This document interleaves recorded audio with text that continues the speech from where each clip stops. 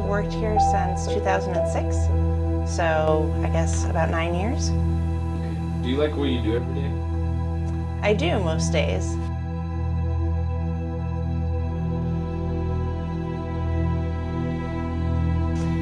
So I'm a clinical psychologist, but most of my time is spent running research projects that Project Strive that we'll talk a bit about.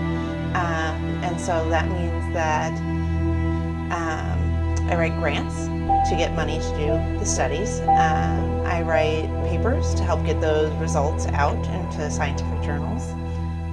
We do a lot of data collection, so collecting data for the course of the study, which can be, collecting data for veterans as they go through treatment. It can be doing interviews with veterans, talking to providers, those sorts of things. And then I have a number of people who work on my project, so I spend some time doing managerial stuff, overseeing them.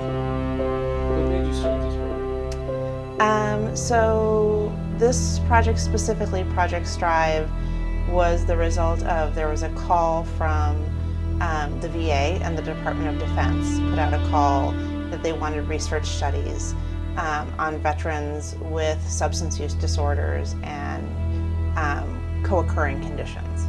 So substance use disorders and something else, either a physical health problem or another mental health problem. So together with some other research investigators in Philadelphia, we put together a proposal for this.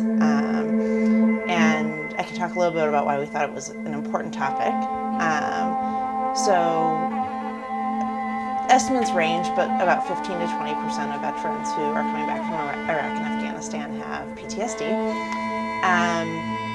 And about, off the top of my head, 10% have also a substance use disorder. Have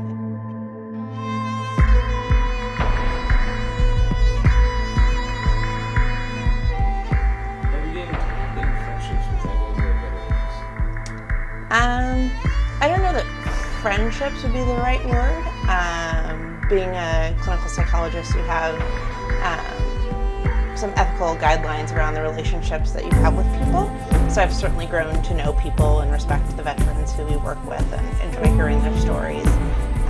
But I probably wouldn't call it friendships. Yeah. We do some of the, not this project in particular, but some of the other projects that we do have veterans who are actually involved in the study. So coming up with the study questions, helping us decide what's important, maybe looking over materials that we're going to end up using with veterans later. So I've developed friendships with some of those veterans who are on the study team. How does the funding for Project Strive? So the funding is from, as I said, there was a call for research proposals from the Department of Defense, and actually I think it was Department of Defense, National Institute for Health, and VA. Now that I'm thinking about it, I think it was all three.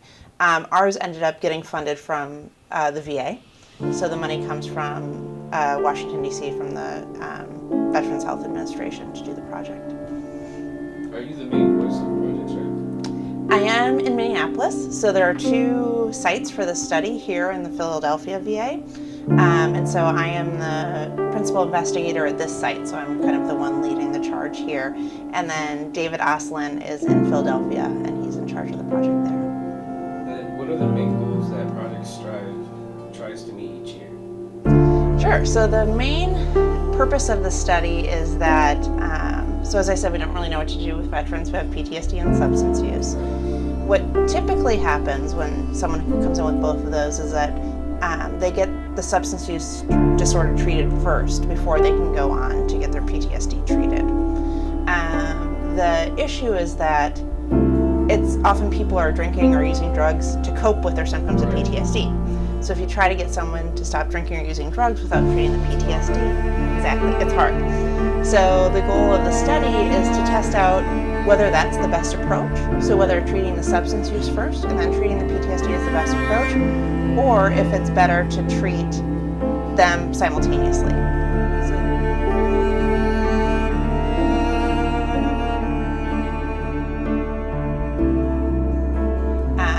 So over the course of the study, we hope to get about 200 veterans through the study, so 100 in each of those 2 arms. The average deny that they don't have PTSD once tested or supervised. That's a hard question to answer. So there's not research on that. What I can tell you is that people most people know that something is wrong, but they may not know what it is or have a name for it. So usually veterans aren't surprised that, when we tell them that they're struggling with something, they may be surprised that it's PTSD specifically.